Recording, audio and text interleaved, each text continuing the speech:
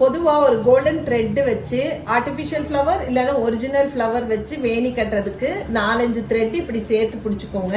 பிடிச்சிட்டு இந்த மாதிரி போலன் கிரெயின்ஸ் கிடைச்சா போலன் கிரெயின்ஸு இல்லைனாக்கா ஒரிஜினல் ஃப்ளவர்ஸு வச்சு இந்த கோல்டன் ஃப்ளவர்ஸை நல்லா டைட்டாக ரோல் பண்ணி ஃபஸ்ட்டு ஒரு நாட் போட்டுருங்க.